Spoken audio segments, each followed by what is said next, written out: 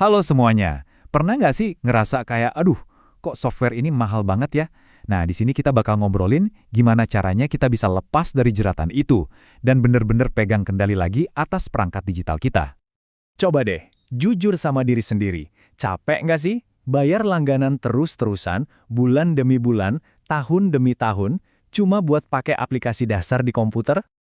Kita ambil contoh yang paling umum deh, Microsoft 365. Itu harganya sekitar $70 setahun. Kelihatannya nggak seberapa, tapi itu kan terus-terusan. Tiap tahun bayar. Cuma buat aplikasi standar, buat ngetik dan bikin spreadsheet. Lumayan juga kan kalau dihitung-hitung? Nah, sekarang coba bayangin, gimana kalau semua fungsi itu, atau malah lebih canggih lagi, bisa kita dapetin gratis, tanpa bayar sepeser pun. Kedengarannya kayak mimpi ya, tapi ini beneran ada loh. Jawabannya ada di dunia open source. Tepatnya, perangkat lunak bebas dan sumber terbuka, atau biasa disingkat FOSS. Oke, kita bakal bedah bareng-bareng. Apa sih FOSS itu sebenarnya? Jadi, FOSS itu apaan sih? Gampangnya gini, ini adalah software yang pertama gratis dipakai. Kedua, jeroannya atau kode programnya itu terbuka. Siapa aja boleh lihat, boleh pelajarin, bahkan boleh ikut ngembangin. Dan biasanya yang bikin itu komunitas developer dari seluruh dunia yang emang punya passion. Terus untungnya buat kita apa? Nah, ini dia. Artinya nggak ada lagi tuh biaya-biaya tersembunyi. Privasi kita juga lebih aman karena nggak dilacak sama perusahaan raksasa. Dan yang paling penting, kita yang pegang kendali penuh atas software yang kita pakai. Oke, cukup teorinya. Sekarang kita masuk ke bagian yang paling seru, prakteknya. Mari kita lihat, software open source apa aja yang bisa gantiin aplikasi yang kita pakai sehari-hari buat kerja. Pasti semua tahu kan Microsoft Office? Powerful tapi ya harganya lumayan. Nah, di dunia open source ada jagoannya, namanya LibreOffice. Ini alternatif gratis yang kemampuannya nggak kalah. Mau bikin dokumen, spreadsheet, presentasi, semuanya ada dan lengkap. Dan ini bukan cuma soal pengganti Office loh. Contoh lain, browser. Daripada pakai Chrome, ada Brave browser yang fokus banget ke privasi. Iklannya aja langsung diblokir. Terus, buat nyimpen password.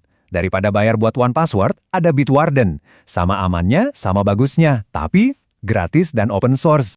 Ini bukan cuma kata saya loh. Dengerin nih kata seorang member di forum XADA Developers. Dia bilang, kalau aja kantor nggak beliin software buat saya pasti pakai salah satu dari ini. Ini nunjukin kalau para profesional pun ngakuin kualitas software gratisan ini. Seringkali mereka terpaksa pakai yang berbayar cuma karena aturan kantor. Selain aplikasi besar, FOSS juga banyak ngisi di utilitas-utilitas kecil yang penting. Buat kompres file, siapa sih yang nggak kenal 7-Zip? Cepat dan efisien. Buat nonton video atau dengerin musik, ada VLC Media Player yang legendaris itu. Kayaknya nggak ada format file yang nggak bisa dia putar deh. Oke, dari urusan kerjaan sehari-hari, kita pindah ke dunia kreatif. Gimana caranya FOSS bisa jadi senjata andalan buat ngeluarin ide-ide gila kita tanpa harus bikin kantong bolong?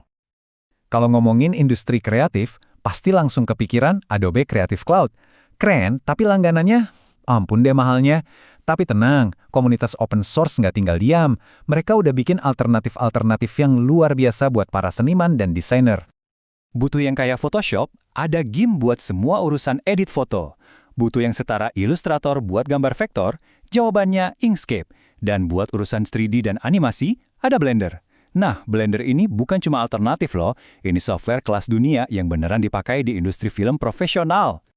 Untuk video editing, ada pakar teknologi namanya Kevin Stratford. Dia bilang, DaVinci Resolve itu kekuatan sejati. Bayangin versi gratisnya aja udah punya fitur-fitur yang bisa nyaingin software editing paling mahal sekalipun. Ini bener-bener pilihan yang luar biasa buat para filmmaker. Oke, dari tadi kita ngomongin bagus-bagusnya terus ya. Biar adil, kita juga harus lihat sisi lainnya. Ada beberapa tantangan yang mungkin bakal kita hadapi kalau mau pindah ke open source. Jadi ada beberapa hal yang perlu dicatat. Pertama, kadang ada masalah kompatibilitas file, apalagi kalau kita kerja bareng sama orang yang pakai software komersial. Kedua, beberapa aplikasi open source itu butuh waktu belajar yang sedikit lebih lama, dan kadang ada fitur yang super spesifik dari software berbayar yang emang belum ada tandingannya.